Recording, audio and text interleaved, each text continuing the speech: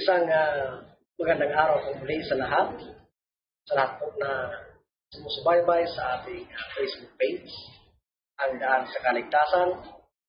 Sa muli po, sa po pagbati para sa lahat po na inaabot ng aming podcast, sa lahat po na buod, itingin sa Facebook page na ito, isang magandang araw po sa lahat.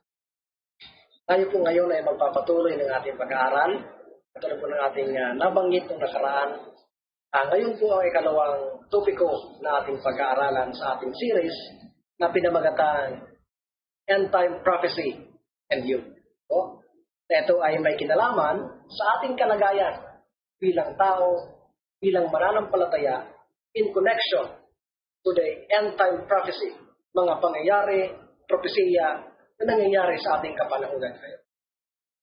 Nung nakaraan po sa ating unang topic ay napag-aralan po natin na ang katunayan o katotohanan na ang Diyos na walang hanggan ang kanyang kapangyarihan ay mayroon din naman siya palang limit ng kanyang biyaya sapagkat darating ang araw na kung saan, sabi doon, bababa ang kanyang paghahatol maging handa man tayo hindi, kapag dumating doon sa limit, ay darating ang kawakasan ng lahat ng bagay na ito. Subalit, nakita din po natin doon na maliit na lang o kunti na lang ang ating panahon. At ang katotohanan na marami sa atin, lalo tigit sa bayan ng Diyos, ang hindi pa handa. Na kung saan, sabi doon ay pwede tayong ma-caught unaware at tayo ay mapahamak kung hindi tayo maghahanda ng ating sarili. Kaya sa gabi pong ito, sa araw pong ito, ay pag-aaralan natin ang pangalawang topic na kung saan ito po ay pinamagatang wake up. Gumising na, gising na, sapagkat oras na. Subalit, bago po tayo magpatuloy, ay tayo muna ay sumandaling manalangin at hingin natin ang tulong ng ating Panginoon. Ama naming banal na makapangyarihan ka po sa lahat. Diyos na mahabagin at puno ng kaawaan, sa gabi pong ito, sa araw pong ito, ay kami lumalapit sa inyo upang humingi ng tulong, gabay ng Madalang Espiritu na sa aming pag-aaral, sana po'y buksan ang aming isipan at puso upang magkaroon kami ng pagkaunawa ng malalim na pagkaintindi sa mga katotohanan upang kami din po ay makarespond ng positive sa paghahanda ng aming sarili. Gayon man, sana sa mga bagay na ito, kami ay yanigin at gisingin upang kami ay magising sa katotohanan sa tunay na kalalagayan namin at kami po ay maging handa sa anumang darating at masumpuang kami nagtatapat sa inyo. Pagpalain po kami sa aming pag-aaral, mahan po kami. Maraming salamat po sa lahat. Ang aming hiling is sa aming karapatan, sa merit at biyaya lamang aming Panginoong Hesus.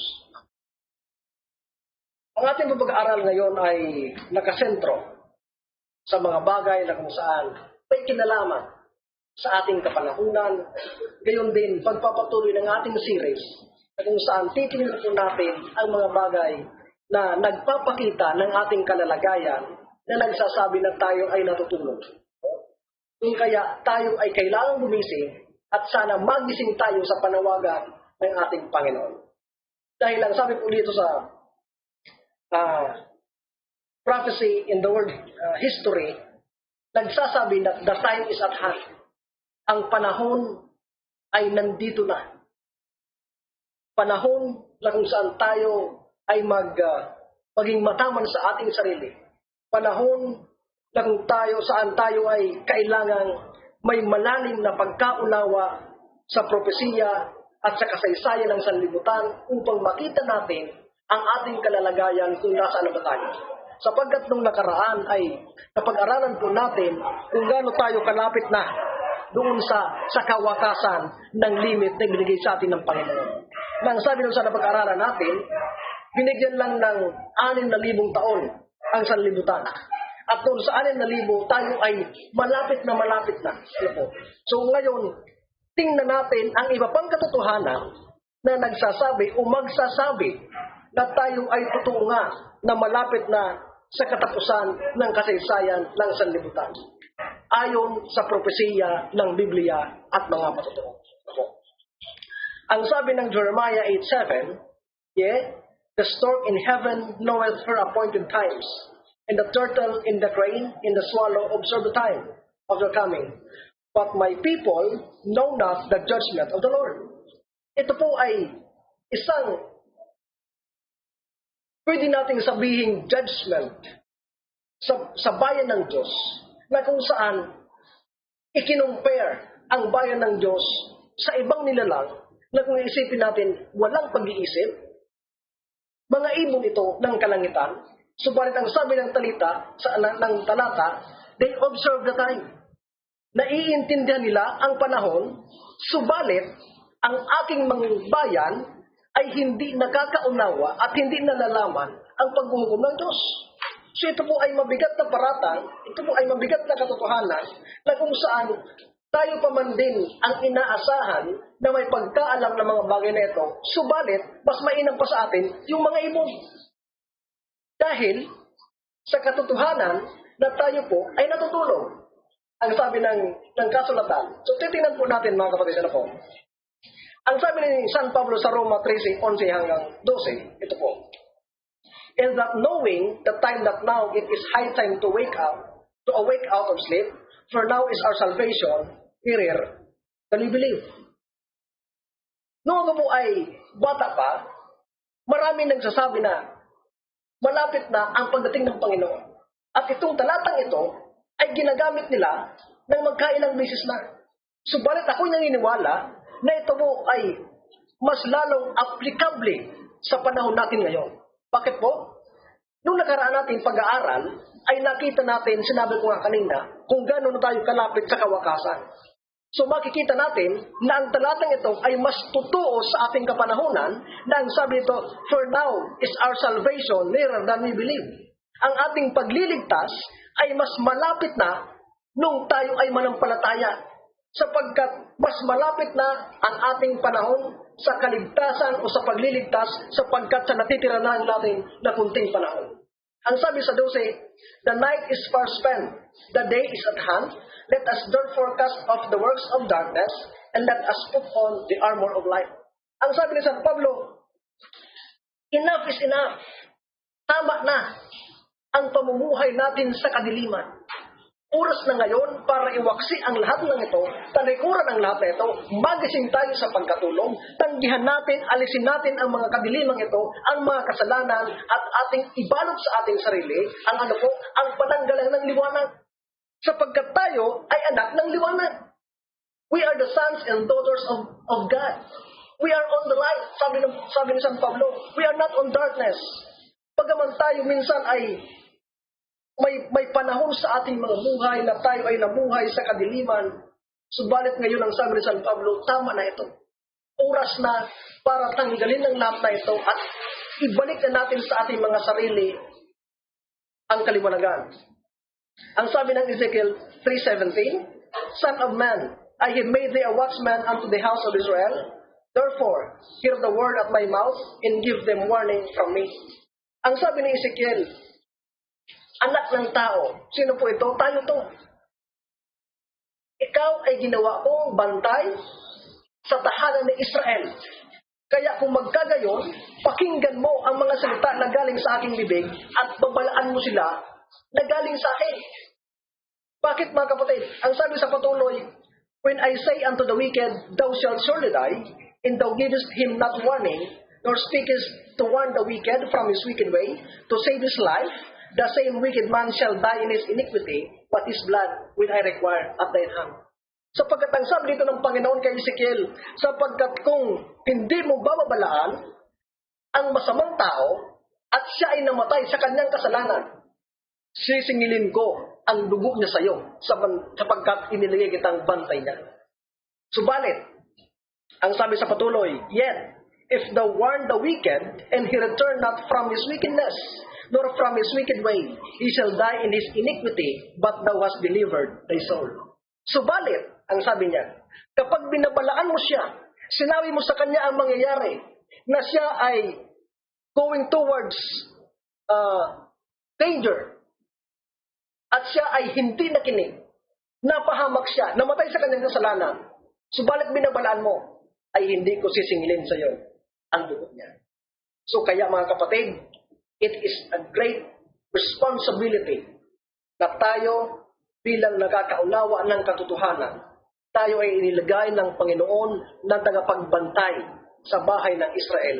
Kailangan lamang o nararapat lamang na tayo ay magbabala sa mga tao, sa anak ng Diyos, sa mga tao na kapalibot sa atin, sa mga bagay na darating. Sapagkat kung hindi, lahat ng yan ay sisingilin ang lubog nila sa atin.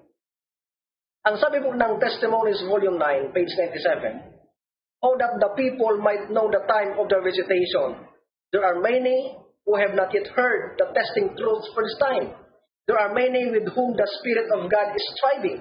The time of God's destructive judgment is the time of mercy for those who have had no opportunity to learn what is truth. Tenderly will the Lord look upon them. His heart of mercy is touched. His hand is still stretched out to save, while the door is closed to those who would not enter." Ano po ang sabi dito? Kailangang malaman ng tao ang oras ng paghuhukom ng Diyos. Subalit, marami pa sa sangkatauhan ang hindi man lang nakarinig ng katotohanan patungkol sa pagsusulit. Itong testing truth, mga kapatid, ayon sa ating napag-aralan ng nakaraan, ito po ay walang iba kundi ang tinatawag nating decree o ang parating na sandilo. This is the testing truth. Dito susubukin ang mga tao, ang bayan ng Diyos kung saan sila papanig. Sapagkat pag ibinaba ang decree o ang sandilo, lahat tayo ay pipili kung ikaw ay para sa Diyos o para sa hayop. At pag tayo ay nakapili, doon sisilyuhan ang bawat isa at isasara ang kaawaan. At ang sabi nito, mga kapatid, ang Diyos ay nakabukas pa ang kanyang kamay sa pagtanggap, subalit mananatiling sarado ang mga pinto doon sa mga tao na ayaw pumasok sa pagliligtas ng Panginoon. Kaya ang sabi nito, mga kapatid, slumbering watchmen, what of the night? Do you not know the time of night? Do you feel no burden to lift the danger signal and give the warning for this time? If you do not, come down from the walls of Zion, for God will not entrust you with the light He has to give. Light is only given to those who will reflect the light upon others. Sabi niya dito, kayong mga bantay na nilagay ko, anong oras na sa gabi? Hindi nyo man lang nalalaman ang panahon? Hindi nyo man lang nararamdaman ang pasanin doon sa mga tao, sa mga kaluluwa na papunta sa kapahamakan? Hindi nyo man lang ba sila wawarningan at patulugin ang inyong pakaka para signalan sila sa kanilang mga course? Kaya ang sabi niya, kung hindi nyo ito gagawin, bumaba na lang kayo dyan. Umalis kayo dyan. Mainly, mga kapatid, kung titingnan po natin, the watchman that God has put ay itong mga mensahero niya. Ano po? Subalit, pag-aralan ng atin ng nakarang mga kapatid, at ito'y matatalakay ulit natin, mabanggit ko yung ilan, that there are ministers, hindi ko man dinalahat mga kapatid, sabagat may mga tapat na pastor, maging sa ibang denominasyon, they are the watchmen na in-institute ng Panginoon. But some of them are not doing their job. Kaya sabi ng Panginoon, bumaba na lang kayo dyan sapagkat hindi ko kayo bibigyan ng liwanag kung hindi niyo man gagawin ang trabaho niyo. Sapagkat may mga gusto at gumagawa at sila ang ilalagay ko dyan. Ang sabi dito, mga kapatid, sa Testimonies Volume 5, our only safety is to stand as God's peculiar people. We must not yield 1 inch to the customs and fashions of this degenerate age, but stand in moral independence, making no compromise with its corrupt and idolatrous practices. Ang ating kasiguruhan lang, mga kapatid, mga kaibigan, ang sabi dito, ang ating kaligtasan ay maliban na tumayo tayo bilang peculiar, na iiba, piniling bayan ng Diyos. At hindi tayo ni pulgada, ni katiting. Ang sabi dito, makisangkot sa customs and fashion, sa mga ugali sa mga ginagawa, sa mga pag-iisip ng karamihan mga kapatid. This degenerate age, itong panahon na kung saan pabagsak ang moralidad. Ang sabi dito, kailangan tayong tumayo ng hiwalay sa moralidad nila. At hindi tayo kailanman magkompromiso sa kanilang corrupt and idolatrous practices. Ano po ang idolatrous practices mga kapatid? Idolatry, ang sabi mga kapatid ng kasulatan, anumang bagay na umaagaw ng iyong atensyon, panahon at oras na dapat sana ginugugol natin para sa Panginoon. Yun po ay idolatry. Ano po? Kaya maliwanag na ito ay para doon sa mga tao na they spend more time patawad, kung kayo man ay masagi, ito yung mga tao na they spend more time watching TV. Itong mga teleserye na dapat sana pag-aaral ng Biblia. Itong mga tao na spending more time in scrolling their cell phones in social media hanggang gabi, madaling araw, na samantalang hindi sila nagbabasa ng kasulatan. Kailangan tayong gumising mga kapatid. Ano po? Kaya ang sabi dito, it will require courage and independence to rise above the religious standard of the Christian world. Sapagkat ang pagtayo mga kapatid na hiwalay dito ay kinakailangan ng lakas ng loob. Ang sabi dito mga kapatid. They do not follow the Savior's example of self-denial. They make no sacrifice. They are constantly seeking to evade the cross which Christ declares to be the token of discipleship. Discipleship mga kapatid, dyan ang nanggaling ang salitang disiplina. At ang sabi dito, many are constantly seeking to evade the cross. Ano po yung cross, mga kapatid? Ang sabi ng iba nung bata pa ako, kapag ikaw daw ay Kristiyano, at nagapangasawa ka ng hindi Kristiyano at ang ugali ay malayo sa'yo, yun daw ang cross mo. Kaya wag mong hiwalayan dahil pa sa limang cross. Subalit nung pag-aralan ko ito mga kapatid, iba pa lang. Ang cross mga kapatid, kaya cross, because it crosses your own desires and aspiration and idea and opinions. The idea, the opinion and principles of the Bible which comes from God, it crosses yours. Ano po?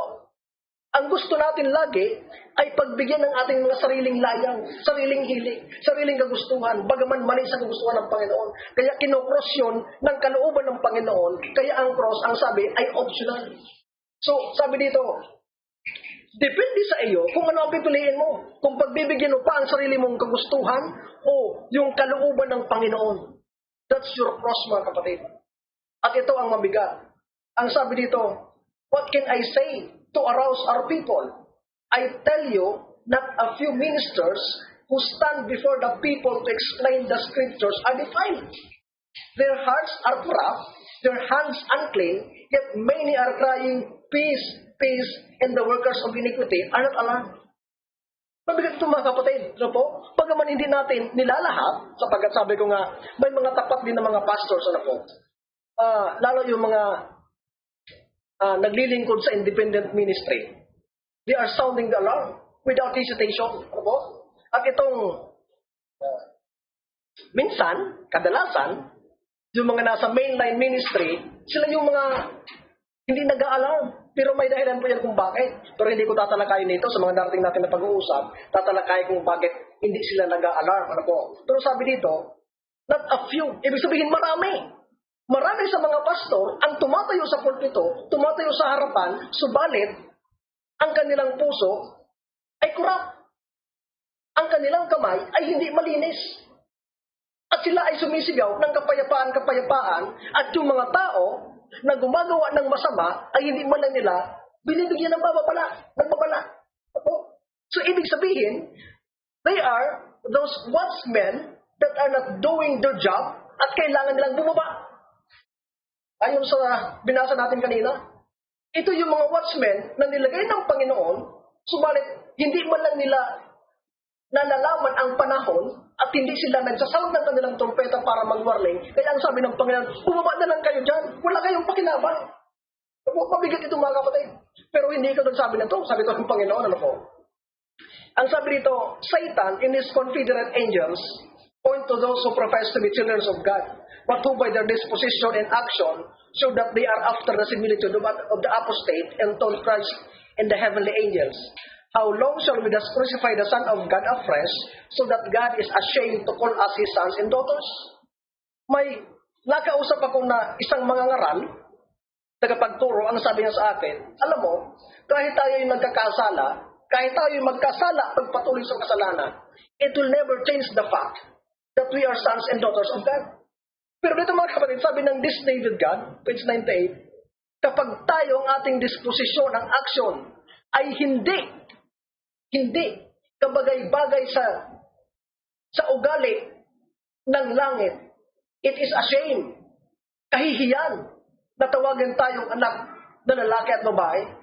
Kung kaya nga mga kapatid, ang sabi, alam niyo po, ang sabi ng Panginoon, my name is blasphemed by the Gentiles because of you. Sabi niya sa mga Hudyo. Alam niyo, mga Hudyo, kayo pa naman naturingan na ang mga bayan ng Diyos. Pero ang pangalan ko ay nasisira ng mga hintil dahil sa ugali niyo. Kaya sabi ni Mahatma Gandhi, I should have been a Christian if not because of the Christians. Ano po? Yung nakakalungkot na we are not living the life that we are intended to live as Christians. That's why the Gentiles, the unbelievers, blaspheme the name of God because of us. Mabigat yung mga kapatid. Ano? Kung sabihin sa iyo na, muntik na sana akong maging Adventista, muntik na sana akong maging Kristiyano, kung hindi sa mga taon to Pero, nakaka-discourage. Lingkod ng Diyos, ang ugali, ganyan. Lingkod ng Diyos, kung manamit, kung magsalita, hindi ko makita ang buhay ni Kristo. Mga kapatid, mahirap mga kapatid, ano po? Kaya ang sabi dito, precious time has been lost. Golden opportunities have passed by unimproved because a lack of clear spiritual eyesight and wise generalship to plan and devise ways and means to frustrate the enemy and preoccupy the field. Sabi niya, maraming panahon ang nasasayang, maraming gintong pagkakataon ang nababaliwala at lumilipas na lang sapagkat yung mga tao na dapat sana nagpaplano kung paano i-frustrate ang kaaway ay walang ginagawa. Ito. Kaya ang nangyayari, yung kabaligtaran. Because we don't have any plan, wala man lang tayong plano, wala tayong ginagawa, ang nangyayari, ang kaaway ay parating nagtatagumpay sa atin. So kailangan mga kapatid, tayong gumising. Gumising tayo sa katotohanan na wala tayong ginagawa. Kailangan ngayon magplano tayo kung paano natin ipoprostrate, biguin ang kaaway sa ating mga buhay. Upang hindi siya magkaroon ng bintahe, advantage sa atin, at makita sa atin ang tunay na buhay ng isang Kristiyano. Ang sabi nito, in this fearful hour of trial, Christ's human nature long even for the sympathy of His disciples. A second time He rose from the earth and He went them and found them sleeping. This was not a deep sleep. They were in a drowse. Pag sinabing drowse mga kapatid, parang kalahating gising, kalahating tulog. Kung saan si Jesus sana ay naghahanap mo lang ng simpatya sa kanyang mga alagad. But then, ito ay nangyari sa Gethsemane. Pero nung pinuntahan niya the second time, ang naabutan niya ay kaparehas ng first time. They are sleeping. They were sleeping. At ang sabi dito, in these sleeping disciples, this is a representation of a sleeping church. When they should be watching, they are asleep. Ano po? Yung mga alagad na kung saan inaasahan ng Panginoon na susuporta sa Kanya, natutulog at walang ginagawa. Ang sabi dito, the same way, ito ang karakter ng Kanyang bayan. Mga kapatid, nakakalungkot ano po. Sapagkat ang sabi dito, they should be watching. Ang akala siguro kasi ng marami, pag sinabing watching, para ka nag-watch ng TV, nakaupo ka lang, relax, at ikaw ay nanunood. No. Watching means preparing, mga kapatid. Ano po. Those who place themselves under God's control to be led and guided by Him will catch the steady thread of the events ordained by Him to take place. Yung mga tao na inilalagay ang kanilang sarili sa ilalim ng kontrol ng Panginoon ay bubuksan ng Diyos ang bawat hibla ng mga pangyayari upang kanilang maintindihan. So ito mga kapatid ang susi. Kailangan tayong gumising at ang ating buhay ay ipailalim natin sa kontrol, sa kapangyarihan ng ating Panginoon upang tayo ay magkaroon ng pagkaunawa. Katulad nga mga kapatid ang binanggit ko noong unang ating pag-aaral, katulad ng ang Kaligtasan. Sila ay kukunti, but they have the characteristics that the others don't have. Kaya yung kanilang mga kapatid na mayroong 5,000 more than na mga soldiers are under their command because they understand the time and they know what to do. Ito mga kapatid ang karakter natin ngayon. Dapat tayo ay gising, nalalaman natin ang panahon at alam natin ang gagawin natin. Sapagkat ang sabi dito mga kapatid ng 2 Testimonies Volume 2, a listless, unfeeling manner of presenting the truth will never arouse men and women from their death-like slumber. They must show by their manners, by their acts and words, and by their preaching and praying that they believe that Christ is at the door. Men and women are in the last hour of probation, and yet are careless and stupid, and ministers have no power to arouse them. They are asleep themselves, sleeping preachers, preaching to sleeping people. Pag sinabing stupid mga kapatid, stupid po. Parang, ang sakit, pero ang sabi dito, we are stupid.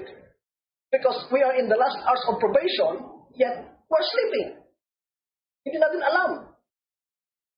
Pero mga kapatid, mahirap din na sabihin natin pagdating ng Panginoon, pag hindi tayo naligtas, sisihin natin yung mga pastor. Panginoon, yung mga pastor kasi, patulog-tulog din sila. Kaya kami, tulog din. So, hindi kami naligtas dahil sa kanila. Pero mga kapatid, hindi tayo pwedeng gawin yun. Sapagkat may individual accountability tayo sa Panginoon. Hindi natin pwedeng sisihin sa sila kapag tayo napahama. They have the responsibility. We have also our accountability, mga kapatid. Ang sabi dito, a great crisis awaits the people of God. A great crisis awaits the world. The most momentous struggle of all the age is before us. Events where for more than half a century we have upon the authority of the prophetic word declared to be impending are now taking place before our eyes. The question of enforcing Sunday observance has become one of the national importance. Are we ready for the issues involved in the Sunday movement? Ito ay katanungan na tayo daw ba ay handa na sa pagdating nito Sunday law?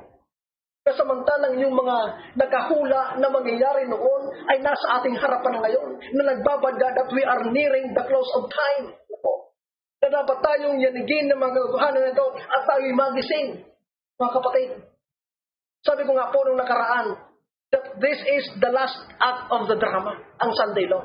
Because in this very time, magkakaroon ng pagpipili ang bawat isa at pag ikaw ay nakapagpili, magkakaroon ng silyo. Kapag pinili mo ang Panginoon, you will receive the seal of God. Pag hindi ka tinatakan by default, you will receive the mark of the beast. Pag ikaw ay natatakan, mga kapatid, you will join the loud cry. Close of probation, mga kapatid. At wala ng second chance. Kaya ang sabi dito, mga kapatid, handa na ba tayo? Handa na bang magsara ang awa sa atin? At matapos ang lahat ng ito, tayo kaya ay handa na? Tayo kaya ay nagkakasiguro na masusumpungan tayo sa panig ng Panginoon? Remember mga kapatid, ang sabi doon, those who will be sealed only are those who reflect the character of Christ fully.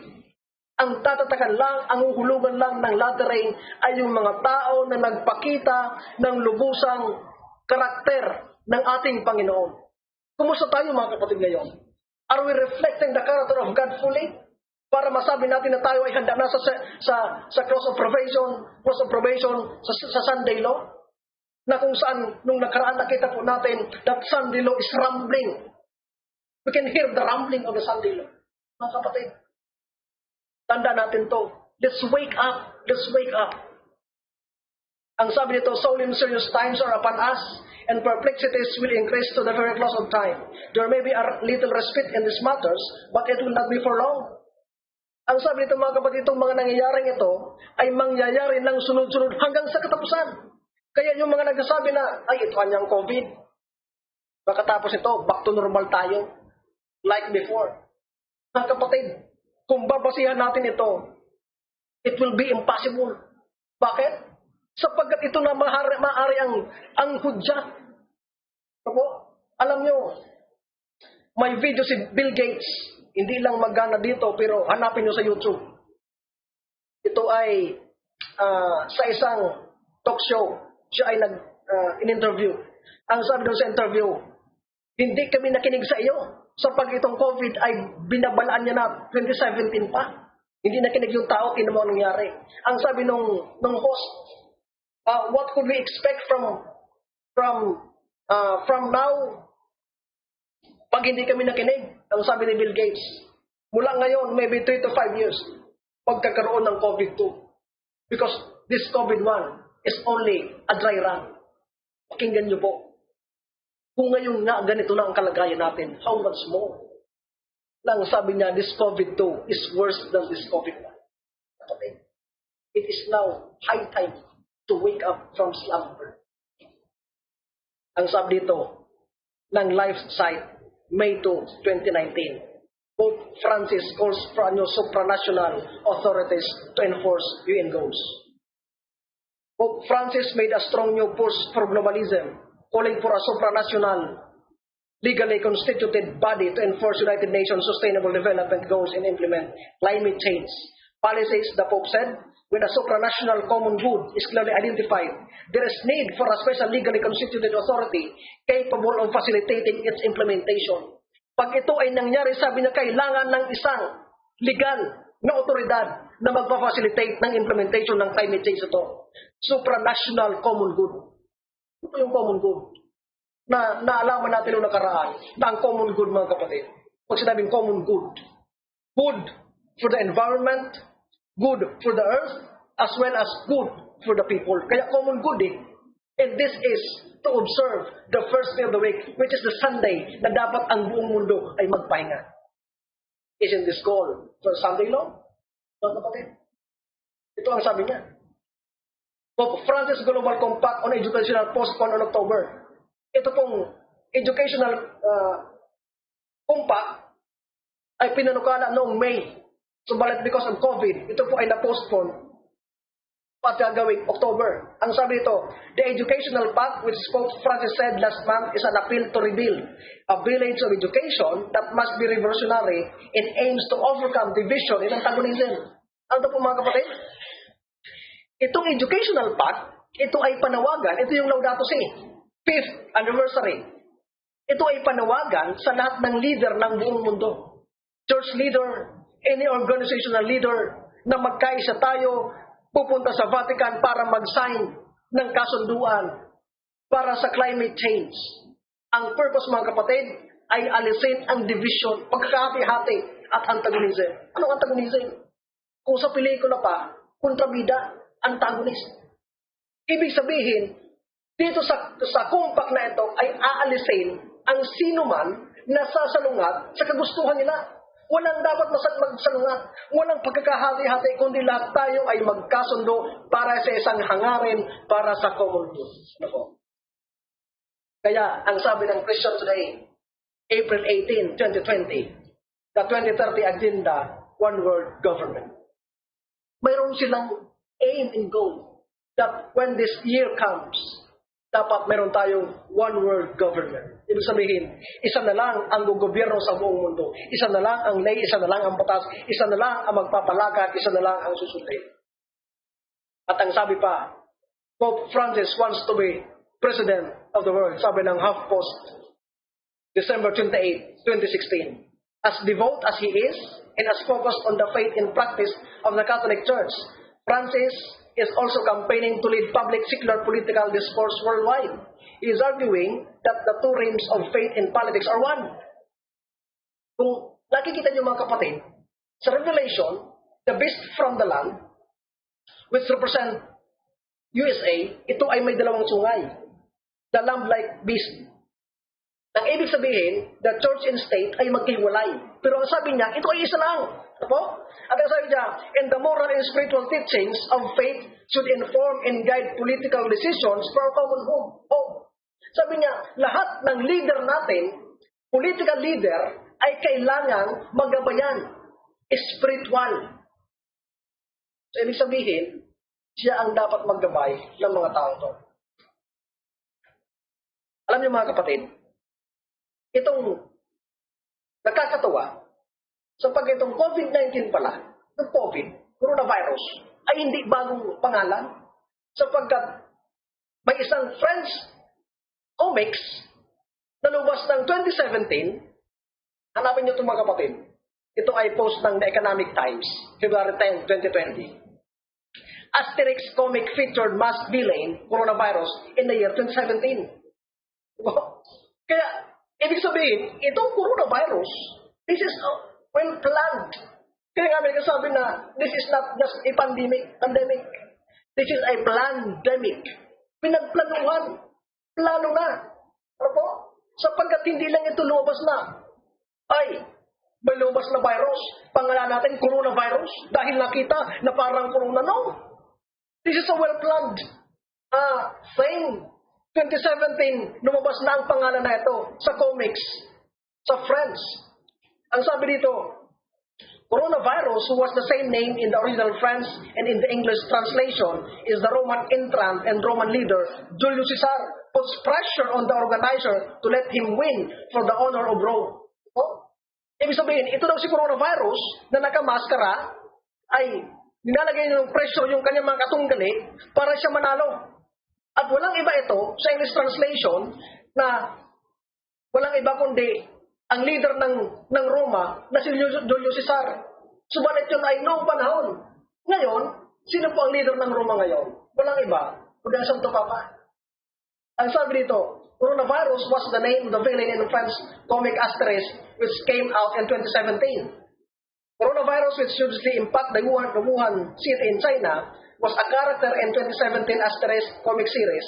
The Roman villain named coronavirus is the issue Asterix in the chariot race, wore a mask and was of reputation of stopping at nothing to win. Wala siyang sinasanto.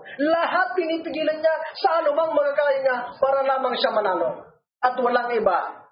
Siya. Dito mga kapatid ang sabi, nanalo siya. At nung tanggalin niya ang kanyang maskara, walang iba. At sabi nito, oh, si Caesar pala siya. Si Caesar. It's Julius Caesar, the leader of Rome. Does this tell us something about coronavirus? Kayo na po ang bahala na mag-aral ng mas malaliman pa sa bagay nito. Kaya ang sabi po ng Bible Commentary, Volume 4, page 1168, we have come to a time when God's sacred work is represented by the feet of the image in which the iron was mixed with the miry clay.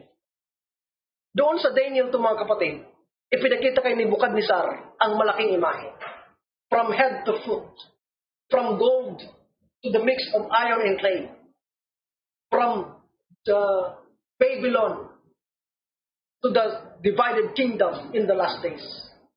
At pagkatapos ito mga kapatid, nakita natin doon na wala nang sumunod na karaan dito, maliban doon sa bato na galing sa itaas at tumama sa paan nito at winasak ang imahe nito ng saipan ng kasulatan, naging abo at nilipad ng hangin at wala nang natira sa kanila. The last of this kingdom is the mixture of iron and clay. Subalit ang sabi dito, tayo ay dumating na sa panghuling iron. What can we expect? None other than but the stone from heaven that is practiced, and it is represented by the kingdom of our faith. This is the goals and targets of the United Nations. Sabi dito, outline their plans on a website. They list goals for transforming our world.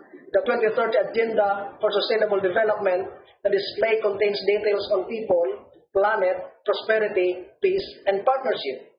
The preamble declares all countries and all stakeholders acting in collaborative partnership will implement this plan. We are resolved to free the human race from the tyranny of poverty and want and to heal and to secure our planet. We are determined to take the bold and transformative steps which are urgently needed to shift the world on a sustainable and resilient path. As we embark on this collective journey, we pledge that no one will be left behind, and the goals and targets will stimulate action over the next 15 years. Sabi ito, Paul Maguire, Fox News analyst and co-author of the Babylon Code, wrote his blood, powerful globalists in the world such as Rothschild, Rockefeller, Kissinger, Brzezinski, Soros, etc. are manipulating the global financial system and geopolitics in order to create a new international order. Alam niyo mga kapatid, di ko lang alam kung gaano katotoo na ang sabi ng ibang eksperto pagdating sa financial status ng buong mundo. Ang sabi nila, isa sa mga purpose nitong COVID ay tanggalin ang isa sa level ng status ng society. Sapagkat ang sanlibutan mga kapatid ay may tatlong level ang kalagayan ng mga tao. Ito yung pinakamayaman, middle class, and the poor. Sabi dito para bigyan ng tuwang ang mga mahihirap. Alam niyo po, sapagkat itong mga mahihirap ay kayang kontrolin ng mga mayaman. Pag tinanggal ito ng resources at umasa sa kanila, kontrolado nila. But this middle class, dahil ito yung mga kapitalist, may mga pera, may sariling gobyerno, hindi nila kayang kontrolin. Kaya their purpose is to remove. Alam niyo po, ngayong COVID, many of them are truly removed from their position. Bumagsak ang ekonomiya. At even the airlines, nagsara ang ilan sa kanila. And this is the goal of the United Nations para magkaroon ng one world government. Kontrolado nila ang mga mahirap at sila ng mga mayaman. Itong mga tao ito, sila Rothschild, Rockefeller, ito ang may-ari ng World Bank. Sila lang ang gusto mag-control ng atom. Ang sabi dito, even now, he is at work. Ito ay referring to Satan. In incidents, accidents, and calamities by sea and by land, in great conflagration, in fierce tornadoes and terrific hailstorms, in tempests, floods, cyclones, tidal waves, and earthquakes, he sweeps away the ripening harvest. In famine, in distress follow. He imparts to the air a deadly pain, and thousands perish by the pestilence. This visitation are to become more and more frequent in disasters. Ito ay gawa ng kaaway mga kapatid. Tinatapunan niya ang hangin ng mga virus, tinatapunan niya ang sanlibutan ng mga calamities, ng mga pestilence, kasama na ang COVID. At ito ay mangyayari ng sunod-sunod mga kapatid. Kaya, ano ang gagawin natin? Ang sabi ng Hebrews 11:7, by faith, Noah, being warned of God of things not seen as yet, moved with fear, prepared an ark to the saving of his house, by that which he condemned the world and became heir of the righteousness which is by faith. Nung si Noah mga kapatid ay sabihan ng Panginoon, Noah, sapagkat nasumpon kita na ikaw ay matuwi.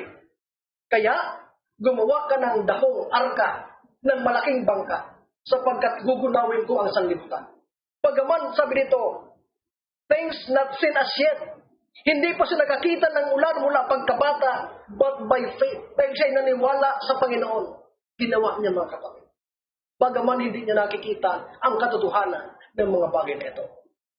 Ang sabi dito mga kapatid, Noah moved with fear, prepared an ark for the saving of his house. He had a fear which should characterize the life of every Christian.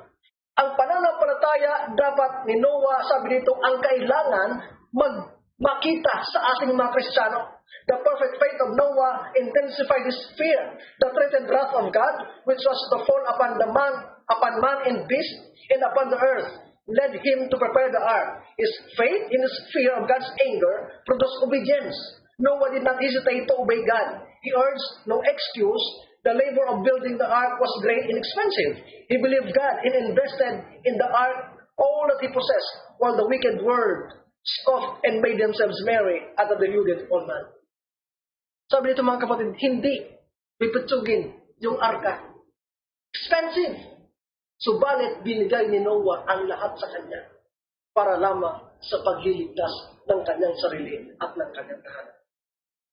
This should be the faith. Ito ang pananampalataya sana na mag-characterize sa atin, sabi dito mga. At ang sabi pa, Noah's faith combined with action condemned the world, for he was a faithful preacher of righteousness, rebuking, warning, and exhorting the wicked. The reproach and abuse was sometimes almost unendurable. Yet the patriarch stayed his soul on God and called upon him for help in his great need. Through derision, insult, and mockery, he went to and fro, and as a man with a great mission to fulfill, privileges had been neglected, precious souls degraded, and God insulted. And the day of retributive justice came slowly on man's unbelief without hinder the effect. Mga kapatid, katulad natin, our faith should characterize as we are being Christian, na dapat tayo, huwag din tayong matakot na magbabala sa mga tao. Huwag tayong magdalawang isip, bagaman tayo insultuhin. Marami kasi mga kapatid sa akin ang ayaw makatanggap ng insulto, ayaw makatanggap ng pagmamaliit, sapagkat iniisip nila, ano na lang ang tingin sa akin ng mga tao, ayaw tayong tingnan ng mas maliit sa kanila. Because of pride. But Noah, ang sabi dito, privileges have been neglected. Tinapon niya ang lahat. Iginugol niya ang lahat na mayroon siya doon sa pagliligtas ng kanyang pamilya. Ito ang panawagan sa atin ngayon, mga kapatid. Sabi ng Adventist Home, again and again, the Lord has instructed that our people are to take their families away from the cities into the country, where they can raise their own provision. For in the future, the problem of buying and selling will be a very serious one. We should now begin to heed the instruction given us over and over again. Get out of the cities into rural districts, where the houses are crowded closely together and where you will be free from the interference of the enemies. Ang sabi ito, mga kapatid, katulad ni Noah. Ang sabi ng Panginoon, gumawa ka ng arka, gumawa ka ng bangka. Bagaman hindi mo pa nakikita ang ulan. Ang sabi nito, mga kapatid, tayo ngayon, hindi ko man natin nakikita ang malalang krisis. Ang sabi ng Panginoon, pumunta na tayo saan? Sa mga rural na area, doon sa countryside, para tayo mamuhay na kung saan makakapagtanim tayo para sa ating pamilya, sapagkat pag dumating ang krisis na magkakaproblema tayo sa pagbili at pagbibenta, hindi tayo mahirapan. Subalit, scoffers, insults, ay dumarag sa atin ngayon, mga kapatid. At even sa atin, marami nagsasabi na hindi pa naman mangyayari yan, malayo pa yan. Saka na.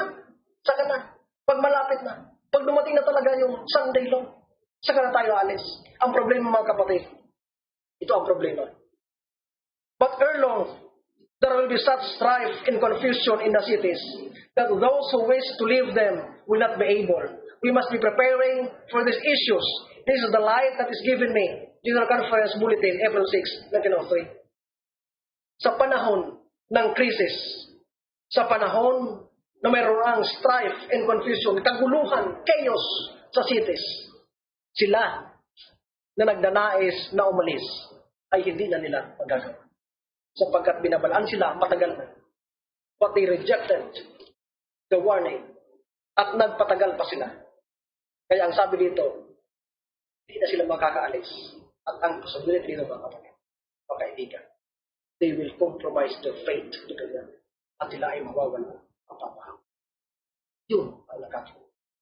Kaya habang may panahon pa, let us be awakened by these messages. Gumising na tayo. Huwag natin intayin na tayo ay magsisi sa pamilya. Ang mahirap, mga kapatid, ito pa. Sabi ng Testimonies Volume 2, page 96. I have been shown that God's people who profess to believe present truth are not in a waiting, watching position. Marami sa atin daw ay hindi na, no? Nasa watching and waiting position. They are increasing in riches and are laying up their treasures upon the earth. They are becoming rich in worldly things, but not rich towards God. Marami sa atin ang nagpapayaman pa daw sa sanlibutan at hindi sa Diyos. Ang sabi ng Panginoon sa Mateo, lay your treasures in heaven, na kung saan walang anay, walang bugbog. Subalit marami sa atin ang imbis na mag-ipon ng kayamanan doon, nag-iipon ng kayamanan saan? Sa lupa. They are becoming rich in worldly things. They do not believe in the shortness of time. They do not believe that the end of all things is at hand, that Christ is at the door. Hindi daw sila naniniwala na malapit ang panahon. Kaya ang sabi ng Panginoon, umalis na kayo sa mga city. Ang sabi ng iba, matagal pa naman yan. Hindi pa yan darating. Siguro hindi sa henerasyon na ito. Tagal pa yan. Sayang ng comfort ng city.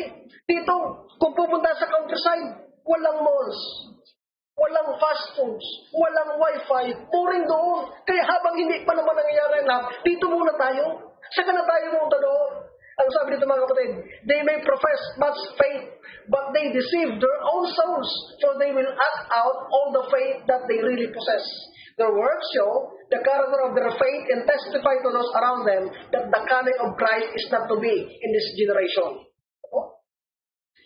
Kapag naniwala ka na ganito, hindi lamang ang sarili mong dinadaya mo, kundi ang sabi dito, yung mga naniniwala na malayo pa ang panahon, they will act out their faith. At sila ay mag-i-insinuate at i-convince nila yung ibang tao na malayo pa nga at dadayain nila ang isa. Ang sabi dito sa patuloy, according to their faith will be their works. Their preparation are being made to remain in this world. They are adding house to house and land to land and are citizens of this world. Ano mo natin? Yung mga hindi naniwala ngayon, makikita natin sapagkat marami, even Seventh-day Adventists, bumibili pa ng lupa. Ilang hektarya, maraming lupa. Nagpapagawa ng bahay dito, nagpapagawa ng bahay doon. Because they don't believe na malapit ang panahon, that God is even at the door. They don't believe. Ito lang ay magkakarakterize, ang buhay natin ngayon ay magsasabi kung tayo ay niniwala o hindi. Ang mahirap nito mga kapatid, huwag sanang mangyari sa atin. Na pag marami kang ari-arian, inakay ka ng Panginoon sa kaligtasan, nandun ka sana sa daan. Subalit matutulad ka sa asawa ni Lot, na napalingon, sapagkat ng hinayang, sapagkat ang kanyang puso, ang sabi ito, ang kanilang citizenship ay nasa sanlibutan, hindi mo talaga sa langit. Because your treasures hold your hearts. Remember, where your treasure is, there should be your heart also. Kaya sabi ito ng early writings, say the angel, deny self, ye must step fast. Some of us have had time to get the truth and to advance step by step. In every step we have taken has given us strength to take the next. But now time is almost finished. And what we have been years learning, they will have to learn a few months. They will also have much to unlearn and much to learn again. Those who would have received the mark of the beast in his image when the decrease goes forth must have decision now to say, nay, we will not regard the institution of the beast. Yung mga tao daw mga kapatid na nag-practice na hindi sila tatanggap ng tatak ng hayop, ngayon pa lang ay matuto na silang tumanggi sa mga bagay na may kinalaman. Sapagkat ang sabi dito, time is almost finished. Tapos na. Matatapos na ang panahon mga kapatid. Dahil ang totoo, it takes time for character to be developed. There must be time to learn what men really are. Development of character doesn't happen overnight, sabi nga. Ang pag-reflect ng karakter ng Panginoong Hesus ay hindi nangyayari sa isang tulog. Na ngayon, sinungaling ka. Na ngayon, mainitin ang ulo mo. Na ngayon, ay mapanlamang ka. Na ang kaisipan mo, chismusa. Bukas, okay na. No. It takes time. Halimbawa, hot-tempered ka. Bukas, pinalangin mo na, tulungan ka ng Banal na Espiritu. At nakasumpungan ng pagkakataon na nata-challenge ang iyong temperament at napaglabanan mo na nagumpay ka, but the following day, mangyayari ulit yan. At sa patuloy na patuloy, ang sabi ng kasulatan, the Holy Spirit will impress to you, your heart, that attitude and from you a character. At magkakaroon ka ng reflection ng character ng ating Panginoon. But it takes time. Sabi ito, my brother, my sister, if these precious moments of mercy are not improved, you will be left without excuse. If you make no special effort to arouse, if you will not manifest zeal and repenting, these golden moments will soon pass, and you will be weighed in the balance and found wanting. Then your agonizing cries will be of no avail.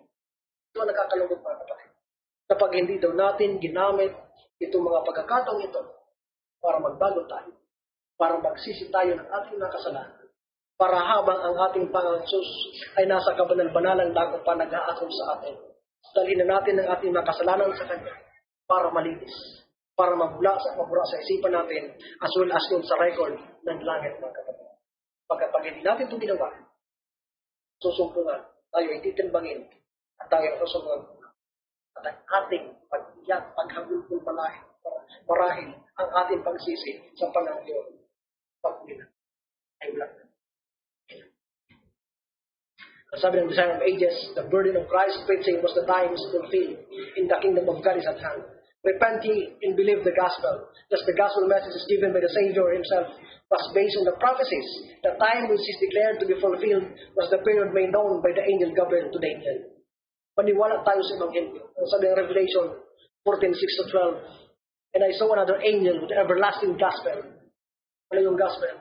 Sabi sa una, fear God and give glory to Him, for the hour of His judgment has come. How can we give glory to Him? By reflecting His character, by presenting His character in our lives. Para hindi masabi ng iba that I should have been a Christian, not because of Christians. Dapat makita sa atin ang karakter ng Panginoon, pa-reveal sa atin, para tayo makabigay ng kaluwalhatian sa atin. Often, we have been told that our cities are to hear the message, but how slow we are to heed the instruction. I saw one standing on a high platform with arms extended, turned and pointed in every direction, saying, "A world perishing in ignorance of God's holy law, and Seventh-day Adventists are asleep. The Lord is pleading for laborers, for there is a great work to be done. There are conversions to be made that will add to the church, such as shall be saved. Men and women in the highways and byways are to be reached." Marami ang namamatay araw-araw na hindi man lang nakarinig ng katotohanan. Walang pag-asa sa buhay. Subalit ang sabi ito mga kapatid, sad to say that we Seventh-day Adventists will entrusted by the great truth as living. Doon tayo naman. Kaya kailangan tayo gumising sapagkat ang sabi dito, meaning there is a great work to be done and conversions to be made. Meaning, in highways and byways are need to reach. Kailangan abutin natin yan ng pabalita, ng pabala, ng third angel's message habang may panahon. The people are asleep in their sins and need to be alarmed before they can shake off this lethargy. Their ministers have preached smooth things, but God's servant who were sacred vital truths should cry aloud and spare not, but the truth may tear off the garments of security and find its way to the heart.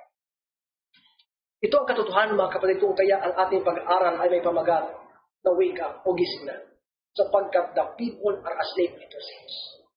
Kaya ang sabi ng kasulatan, wake up in righteousness.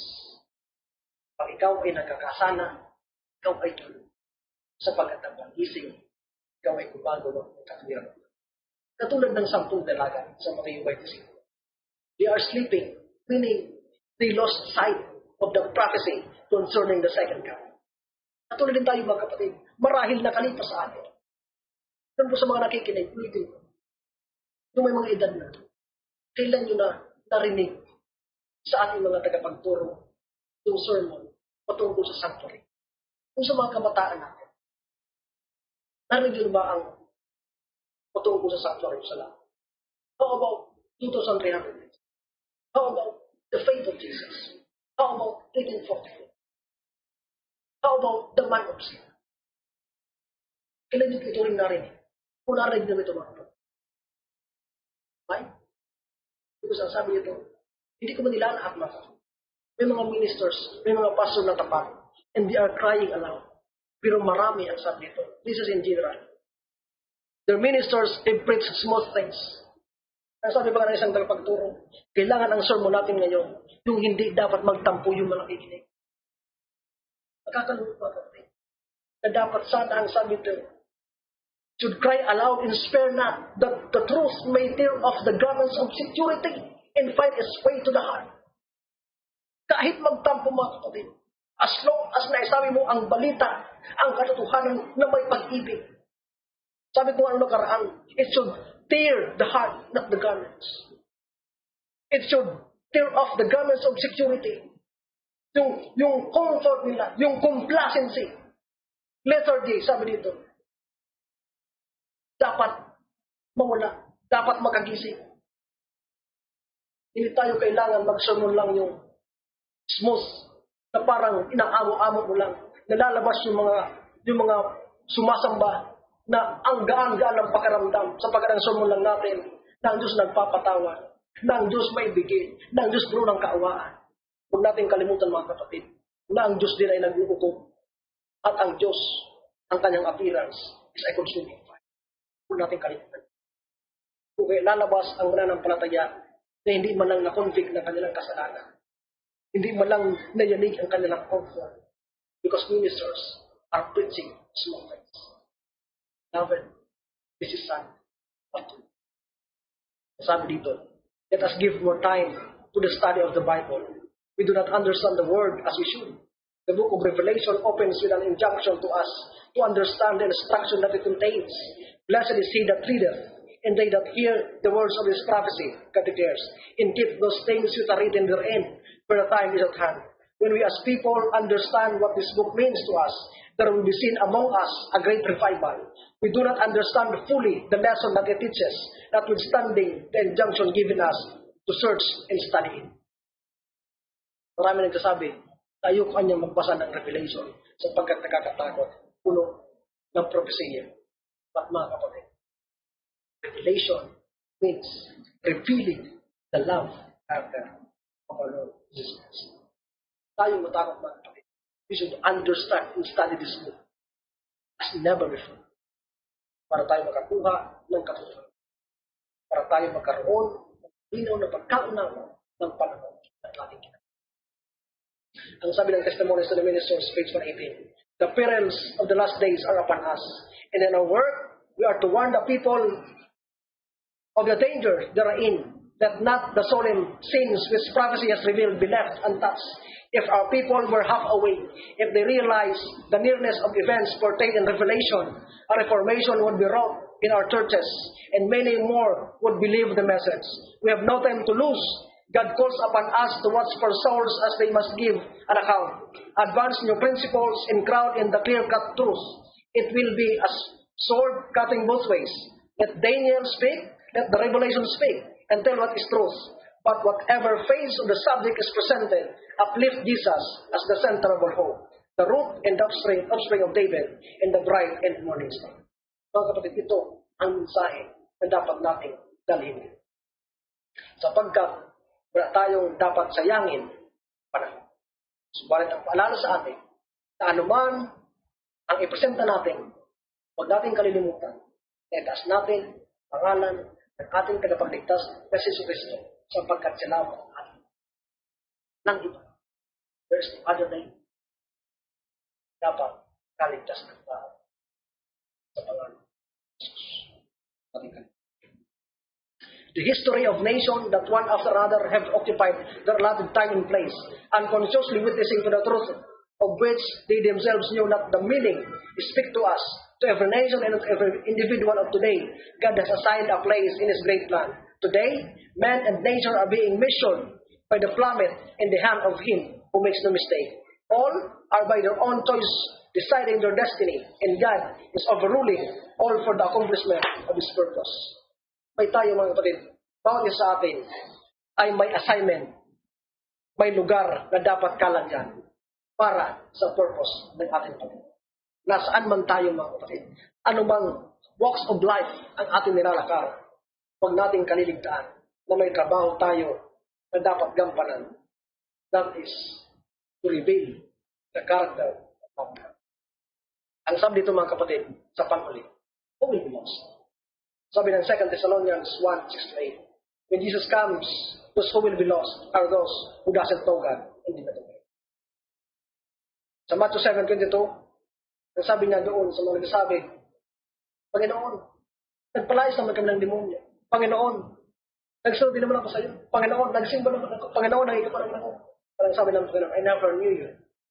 There is a difference between profession and personal relationship, but it takes time.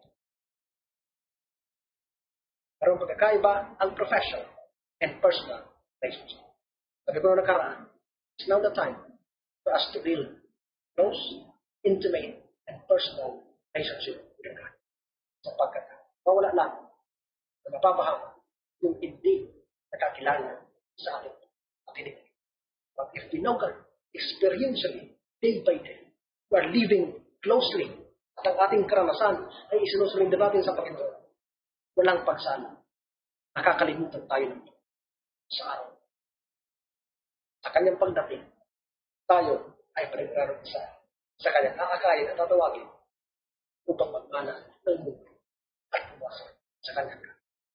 Mga minamahal na mga kaibigan, mga kapatid, sana ang mensaheng ito ay nakapagbigay sa atin ng pag-ibig, ng pampagising sa ating kalagayan. Sapagkat ilang ulit bilanggit na ang bayan ng Diyos sa panahon ito. Lahat po tayo. But it is now high time for us to wake up. Ito na ang oras para tayo magising, para iwaksi ang kadiliman at lumakad tayo sa katawiran at kabanalan ng Panginoon. Habang may panahon, these golden opportunities, these precious privileges, gamitin natin. Let us live a life that is acceptable in heaven. And let us work the work of a watchman na mag-warn ng tao sa anumang kaparaan. Ito mga kapatid ay paraan upang mag-warn ng tao sapagkat nararamdaman ko ang burden ng kaluluwa. Kaya sana po patuloy tayong manampalataya sa Panginoon. Patuloy tayong magsigasig na gumawa. Patuloy tayong magtiwala, manindigan sa katotohanan at saan man tayo dalhin. Dala-dala natin ang katotohanan at ito ay banggitin natin, ibahagi natin sa mga tao na ating nakakasalamuha. Sapagkat lumilipas ang araw, marami ang hindi nakakaalam ng katotohanan. Sana sa labing ay mapaabutan natin upang sa labing ay magkaroon ng pag-asa sa buhay na walang ng pagliligtas ng Panginoon, katulad ng bagay na ini-enjoy. Sana po pagpalain tayo. Sana makikisama, paggabay ng Panginoon sa mga atin sa araw na ito. Hindi po, magandang araw at magpapala nawa ng lahat ng sumama. Sa muli po, nais kong tapusin ito sa isang muling panatay. Tayo pa yung mahabagin at magkapangyarihan natin. Marami pong salamat na sa muli pa inyong binuksan sa amin ang katotohanan na kung saan sana'y gumising sa amin sa mahimbing na pagkakatulog namin. Pagkakatulog dahil kami po ay patuloy na nasa kasalanan. Subalit tulungan kami ng Diyos na makita ang aming tunay na talaga. Kayo po ay patuloy na maging mas malapit sa inyo pag-aral ng inyong banal na salita. Upang katulad ng 10 mga dalaga na hindi nila naunawaan ang propesya patungkol sa pagdating ng bridegroom. Sana kami ngayon ay maging katulad ng angkanisa that we understand the time. And habang kami mga Panginoon ay naghahanda, sana ang paghahanda namin ay hindi lamang para sa aming sarili, kundi katulad din nun, may faith para sa Kanya at sa kanilang kasalanan. O Diyos, ang iba sa amin ay may kapamilya, may kapag-anak, kaibigan, hindi pa man lang nakarinig ng katotohanan ito. Sana'y maabot po namin at sila din po ay magkaroon. Pero din, Panginoon, aking dadalangin ang lahat po na nakikinig at sumusubaybay sa Facebook page namin. Sana'y abutin niyo din po ang kanilang mga puso. Pagpalain kami na kami po ay makarating sa pagsisisi, sa pagtalikod sa kasalanan, upang kami ay makarating ang pamumuhay sa katuwiran, kabanalan, amin po Jesus. Maraming salamat po. Sa muli pa, inyong ibinuo sa iyong pagpapala at pakinig sa amin sa araw na ito. Maraming salamat din po sa pagtugon at pagdinig. Lahat po ito namin pinapasalamatan at hinihiling. Hindi po sa amin. Okay. Dapat lamang, mirin, kaya aming tagapagligtas sa Jesus. Sa muli po, maraming salamat sa mga nag-subscribe at patuloy na sumusubaybay ng aming Facebook page, ang Daan sa Kaligtasan. Sa ngalan po ng aking kapatid na tumutulong sa akin sa lahat ng ito, si Brother Jared Casabuena, maraming salamat. Ito po ay media ministry ng aming pamilya. Kasama ng mga kapatiran namin sa Westcom at sa iba pa. Pinapaabot namin ang pasasalamat at panawagan na sana patuloy po tayong sumuporta at mag-subscribe sa Facebook page ito at ang pagpapala nawa ng Panginoon ang sumaatin. At hanggang sa muli po, maraming salamat at marahil bukas o sa mga sunod na araw tayo pong muli ay magpapatuloy sa ating ikatatlong topic at patuloy pong sana magsubaybay kayong lahat sa programang ito. Salamat po. Sana pagpalain tayong lahat ng ating Panginoon.